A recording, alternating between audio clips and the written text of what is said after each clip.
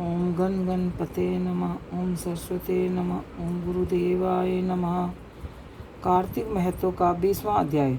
राजा पृथु ने कहा कि हे देव ऋषि, इसके पश्चात युद्ध में क्या हुआ तथा वह दैत्य कैसे मारा गया, कृपा कर अब उस अद्भुत कथा को मुझे कहिए। देव ऋषि नारद जी बोले, जब गिरिजा वहाँ से दृश्य हो गई और गंधर्वी माया भी विलीन हो गई, तब भगवान वृषध्वज चैतन्य हो गए। उन्होंने लोकिता व्यस्त करते हुए बड़ा क्रोध किया। फिर भगवान शंकर जलधर से युद्ध करने लगे। जलधर शंकर के बाणों को काटने लगा, परंतु जब काट ना सका तो माया की पार्वती बनाकर अपने रथ पर बांध ली, जो शुभ निशुभ द्वारा विद्यमान थी और विलाप कर रही थी। तब अपनी प्रिय पार्वती को इस प्रकार कष्ट में पड़ा देखकर लौकिक लीला दिखाते हुए भगवान शंकर प्राकृतिक जनों की तरह व्याकुल हो गए और उन्होंने अग्निपुंज की तरह भयानक रौद्र रूप धारण कर लिया। अब उसके रौद्र रूप को देखकर कोई भी दैत्य उनके सामने खड़ा होने में समर्थ न हो सका और सब भागने छिपने लगे, जहाँ तक कि शुभ निशुभ भी युद्ध में स्थित होने को समर्थ न हो सके। जलधर की सारी माया क्षण मात्र में नष्ट हो गई। संग्राम के चारों ओर हाहाकार होने लगा।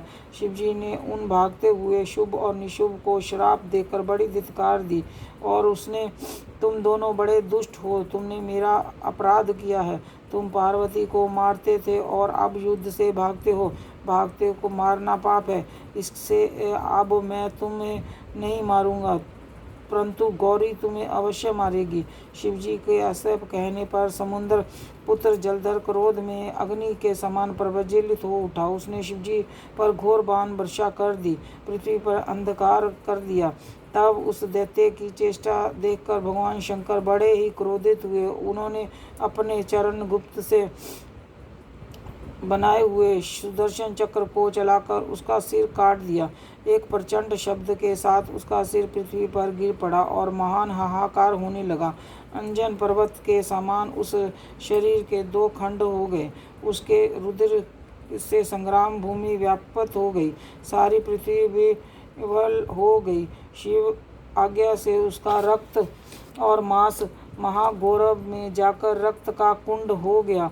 उसके शरीर का तेज निकलकर शंकर जी के शरीर में वैसे ही प्रवेश कर गया जैसे कि वृंदा का तेज गौरी के शरीर में प्रविष्ट हुआ था। जलधर को मरा हुआ देखकर देवता गंधर्व और सर्व प्रसन्न हो गए। 20वां अध्याय समाप्त। जय बोले शंकर जी की जय, कृष्ण भगवान की जय, विष्णु भगवान की जय।